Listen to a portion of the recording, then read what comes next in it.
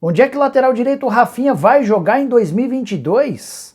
Especulações não faltam e dão conta de que ele pode se acertar com o São Paulo, com o Flamengo, com o Atlético Mineiro e até com o Fluminense no vídeo de hoje do canal do Nicola. Bora dar todos os detalhes sobre essa história. Quero falar também sobre Gabriel Pereira, atacante que está barbarizando com a camisa do Corinthians. Ele é hoje o melhor negócio à disposição no futebol brasileiro e eu te explico o porquê daqui a pouquinho. Bora falar também sobre a excelente geração do Flamengo Sub-17, que enfiou 7 no Palmeiras nessa terça-feira. Para completar novidades sobre o Atlético Mineiro, com a renovação do contrato do Hever, falo também sobre o Santos, que vai embolsar muito em breve 30 milhões de reais. Tem situação inusitadíssima no Cruzeiro, tenho certeza que você vai ficar com bastante raiva, especialmente se você for cruzeirense, além de outras novidades que eu vou dividir com vocês a partir de agora.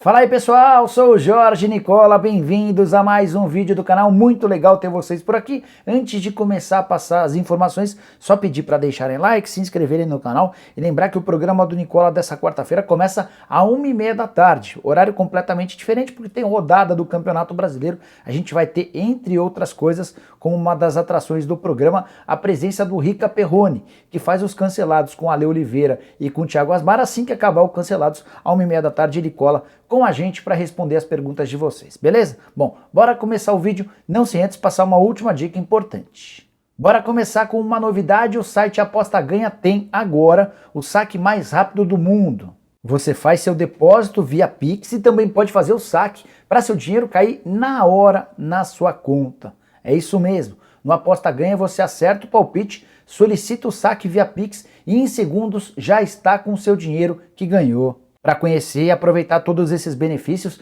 vou deixar no comentário fixo um link. Você vai lá, se cadastra, preenche tudo e ainda ganha R$20 em crédito de apostas sem rollover. Você pode estar pensando, Nicola, eu já tenho cadastro, como é que eu faço? É só chamar pelo chat no site apostaganha.bet e mandar o código Nicola20 para ganhar seus créditos, mesmo já tendo uma conta no Aposta Ganha. Lembrando mais uma vez para vocês, o Aposta Ganha é o novo site da agclub7.bet, então um monte de gente já conhece e confia. Aposta Ganha, emoção até o fim. Bora começar o vídeo com a notícia do atacante da segunda divisão do Campeonato Gaúcho que chutou a cabeça do árbitro. Estou falando do William, atacante que pertence ao São Paulo do Rio Grande do Sul, ou melhor, pertencia. Nessa terça-feira ele foi dispensado pelo São Paulo por ter chutado o árbitro. Se você não viu o lance, vou tentar resumir para você. Ele se choca com o árbitro cai e deitado no chão, o árbitro toma um chute na cabeça. Houve a necessidade da entrada da polícia em campo, jogadores até do time adversário foram chamar a atenção do William e ele saiu preso do estádio. Passou a noite de segunda para terça-feira preso e só conseguiu deixar a cadeia nessa terça-feira. Ele havia sido preso em flagrante e foi indiciado por homicídio doloso qualificado com pena de 12 a 30 anos de prisão. O Ministério Público, inclusive, vai recorrer dessa decisão de liberdade concedida ao jogador, que agora está desempregado. Para sorte geral, o árbitro deixou o hospital na manhã dessa terça-feira, cena das mais tristes que eu vi nos últimos tempos. Ah, só mais uma coisa, o William, ex-atacante do São Paulo, já tinha vários antecedentes criminais por lesão corporal, ameaça e tumulto. Bom cidadão esse cara não é. Bora trazer uma notícia escandalosa do Cruzeiro. Você tá sentado? Se não tiver, senta para evitar qualquer tipo de problema. Humberto Magalhães Santos Pires de Sá, ex-funcionário do Cruzeiro e filho do ex-presidente do clube do Wagner Pires de Sá. Um dos piores, se não o pior presidente da história. Pois bem, o filho dele cobra na Justiça do Trabalho R$127 mil do Cruzeiro. Não bastasse tudo que o pai dele, ele e todos os dirigentes contratados pelo pai dele fizeram ao Cruzeiro, e Humberto ainda teve a cara de pau de ir à Justiça para cobrar R$127 mil da Raposa. Quando foram notificados dessa ação, os atuais dirigentes do Cruzeiro ficaram revoltados e entraram com um pedido de reconvenção na Justiça. A ideia da Raposa é propor uma ação contra Humberto pedindo de volta o dinheiro que ele recebeu como funcionário, porque contesta a contratação do Humberto. Ela teria sido ilegal e imoral. Quando a gente acha que já viu de tudo no Cruzeiro, sempre aparece alguma coisa para nos surpreender. E antes de mudar de assunto, só contar que o Luxemburgo afirmou nessa terça-feira que não haverá um substituto para o Rodrigo Pastana, diretor executivo de futebol demitido na última segunda-feira. A impressão que eu fiquei é de que o Luxa vai assumir, meio que de forma institucional ou não declarada, essa função. O Luxa sempre adorou a ideia de ser mais do que um treinador e ser um CEO do clube. Ele também afirmou que existe uma possibilidade grande de renovação do contrato para que ele fique no Cruzeiro em 2022. Bora falar agora sobre o Santos. Enfim, uma boa notícia em meio a tantas coisas ruins que envolvem o Peixe. O presidente Andrés Rueda afirmou durante um papo com conselheiros do Santos, aquele papo que 50 conselheiros haviam exigido por causa da situação horrorosa do time dentro de campo. O Andrés Rueda afirmou que o Peixe está fechando contrato com 2 empresas relacionadas a fan tokens. E esses acordos vão render numa primeira parcela cerca de 30 milhões de reais. Aí você está se perguntando, Nicola, como é que o Santos está fechando 2 contratos com empresas de fan token? Uma empresa vai ser para funcionar exatamente como acontece com o Corinthians, com o Flamengo, com o Atlético Mineiro, entre outros. O Santos vai criar a sua própria fan token e vai permitir ao torcedor que a compre, ajudando assim na receita. Um segundo movimento feito pelo Santos, esse inédito pelo menos no futebol brasileiro. Ele vai se associar a uma empresa de fan token que vai aproveitar ou explorar o mecanismo de solidariedade. O que é o mecanismo de solidariedade? É uma regra criada pela FIFA que permite aos times formadores de atletas que faturem com seus jogadores em vendas futuras. Então, 30 jogadores vão ser colocados numa cesta e oferecidos em relação a direitos de transferência no futuro. Não entendeu nada, né? Eu vou explicar. Por exemplo, Rodrigo e Neymar, que talvez sejam os jogadores revelados no Santos mais valiosos no momento. Caso eles sejam transferidos no futuro, o Rodrigo do Real Madrid, o Neymar do PSG, o Santos tem direito a um percentual da negociação por causa do mecanismo de solidariedade. E nessa cesta de 30 atletas, que vai incluir o Rodrigo e o Neymar, vai haver também outros jogadores, os investidores que quiserem vão poder colocar dinheiro no clube, imaginando que essas receitas futuras serão revertidas para o próprio Peixe. Uma forma que o Santos encontrou de tentar trazer receita para um momento de muita dificuldade financeira e técnica. Antes de mudar de assunto, só para completar, durante essa reunião, o presidente Andrés Rueda foi muito pressionado para falar sobre o que o Santos tem feito contra o rebaixamento, e o André Mazzucco, que é o diretor executivo de futebol, chegou a admitir que o Santos hoje tem 2 cenários. Um com o orçamento prevendo a permanência na primeira divisão, o outro com o orçamento prevendo o rebaixamento. E os conselheiros que participavam da reunião ficaram bem bravos quando escutaram que o Santos já trabalha com o cenário de Série B. Bora falar agora sobre o Atlético Mineiro, que acertou nessa terça-feira a renovação do contrato do único atleta cujo vínculo terminava em dezembro. Estou falando do Hever, 36 anos de idade, um dos mais vitoriosos da história do Galo, já são 7 títulos e essa coleção pode aumentar nas próximas semanas. Hever tinha contrato até 31 de dezembro por opção da comissão técnica e aprovação da diretoria. Esse vínculo foi estendido até dezembro de 2022. Dessa maneira, o Atlético vai para os últimos meses desse ano sem nenhum jogador do time principal, ficando sem contrato no fim do ano, na virada de 2021 para 2022. É uma segurança importante para a comissão técnica e para os próprios jogadores, para que eles possam se planejar e ter uma reta final de temporada extremamente interessante. Percebi nas redes sociais que a permanência do Hever, a renovação do contrato, chegou a ser contestada por alguns torcedores do Atlético. Isso se deve pelo fato dele já ter 36 anos de idade. As justificativas da diretoria para a permanência do zagueiro e ex-capitão. Mesmo na condição de reserva, ele conseguiu jogar bastante nessa temporada. Foram 30 jogos e 1 gol marcado. O fato dele ter uma liderança extremamente positiva também pesou. E o fato de mais um ano de contrato com um salário não tão alto não vai pesar tanto nos cofres do clube. Bora falar agora sobre o Flamengo e a perspectiva de ter, nesse momento, a maior geração de atletas formados na base em toda a história do clube. E olha que a gente está falando de um Flamengo que recentemente faturou mais de 500 milhões de reais com transferências de atletas, incluindo apenas jogadores formados dentro do próprio Flamengo. Eu me refiro ao time sub-17, que nessa terça-feira enfiou 7-3 no Palmeiras, no jogo de ida das semifinais da Copa do Brasil da categoria sub-17. O Palmeiras tem sido nos últimos anos o grande rival do Flamengo nas categorias de base, mas o time de Mário Jorge, técnico do sub-17, não tomou conhecimento do Verdão. chegou a enfiar 4-0 no primeiro tempo. No segundo tempo o Palmeiras mudou, reagiu, chegou a marcar gols, mas o placar final foi de 7-3, o Flamengo muito perto da passagem para a grande final da Copa do Brasil. Jogo da próxima quarta-feira no Allianz Parque, e o Flamengo vai poder perder por até 3 gols de diferença para garantir a passagem para a grande decisão.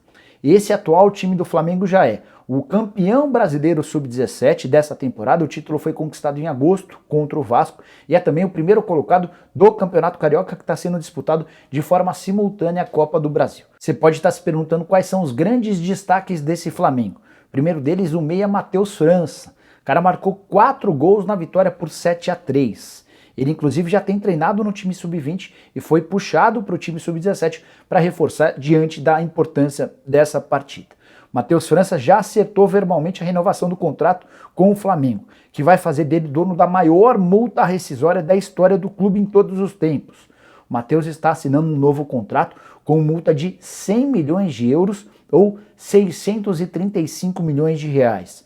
É uma multa superior à do Lázaro, que era até então recordista. A multa do Lázaro de 80 milhões de euros, me refiro a atletas formados na base do clube. Matheus França é muito bom jogador, meia que bate com extrema qualidade na bola. O último gol dele na partida contra o Palmeiras foi um golaço. Os dirigentes do Flamengo, também preocupados com o assédio de clubes do exterior, estão acertando os últimos detalhes para que o atacante Peterson, que não marcou gol, mas deu 2 assistências nessa terça-feira, também tenha seu contrato prorrogado. O vínculo termina em 2023, mas deve ser estendido até 2025. Dessa maneira, as maiores promessas do Sub-17 do Flamengo vão garantindo sua permanência no clube por mais tempo. Bora falar agora sobre Rafinha. Onde é que vai parar o lateral direito, que fez muito sucesso com a camisa do Flamengo em 2019, mas não conseguiu se acertar no Grêmio. O contrato dele com o tricolor gaúcho termina no dia 31 de dezembro e ele já sabe que não permanecerá para 2022. A ideia do Grêmio é enxugar a folha. O Rafinha não tem conseguido ser titular da posição. Quem joga na lateral direita é o Wanderson, ótimo jogador.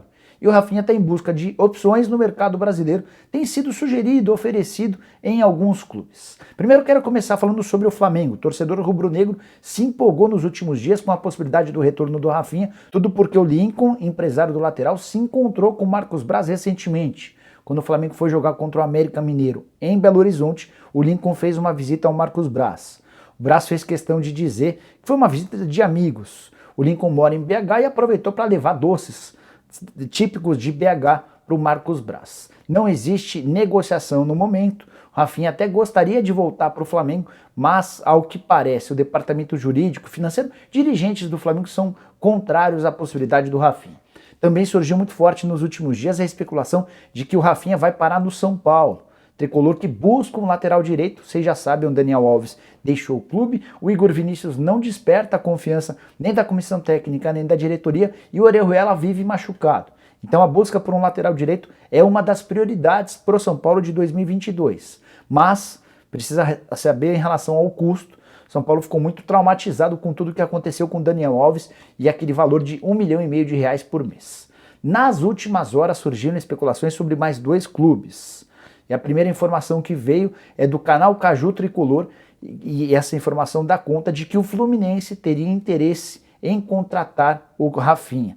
Vale contar ou lembrar que o Fluminense chegou a negociar com o Daniel Alves nas últimas semanas, era o time que parecia mais perto de contratar o Daniel. Na última hora, o Daniel Alves acabou desistindo do acordo com o Fluminense. Então, de fato, parece que o Fluminense tem interesse na contratação de um lateral direito, embora nenhum dirigente tricolor tenha falado de forma aberta. Também surgiu a especulação de que o Rafinha pode pintar no Atlético Mineiro. Me parece bem esquisita essa história a partir do momento em que o Atlético hoje tem o Mariano, que faz excelente temporada, e o Guga, que é um jogador dos mais valiosos do atual elenco do Galo. Imaginando que o Guga seja negociado, não sei se seria interessante para o Atlético contar com 2 veteranos, Rafinha e Mariano, disputando a posição. Então me parece meio esquisita essa história de Rafinha no Atlético Mineiro. Bora fechar o vídeo falando sobre o Corinthians, mais especificamente sobre Gabriel Pereira, que mais uma vez nessa terça-feira, pelo menos na minha opinião, foi o melhor em campo com a camisa alvinegra, como já havia sido na vitória contra o Palmeiras recentemente, jogo extremamente importante. O Corinthians, não sei se você sabe, venceu o Bahia por 3-1 na noite dessa terça-feira, em jogo que abriu a atual rodada do Campeonato Brasileiro. Os gols foram marcados por Roger Guedes, Cantilho e Jô. Cantilho nunca havia marcado com a camisa do Corinthians e o Jô quebrou um jejum de quase 40 dias. Roger Guedes cobrou pênalti para colocar o Corinthians, para garantir o gol de empate, até porque o Gilberto, também de pênalti, havia deixado o Bahia na frente ainda no primeiro tempo.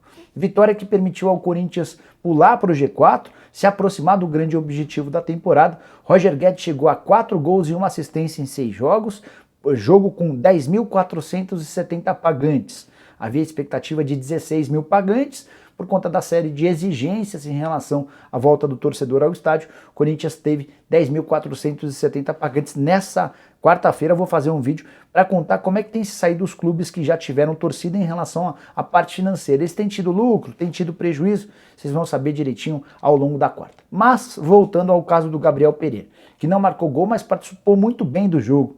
Foi talvez o cara mais influente, o grande protagonista do ataque do Corinthians. Atacante canhoto que joga aberto pelo lado direito, consegue tanto cortar para dentro como levar a bola para a linha de fundo, parece extremamente promissor.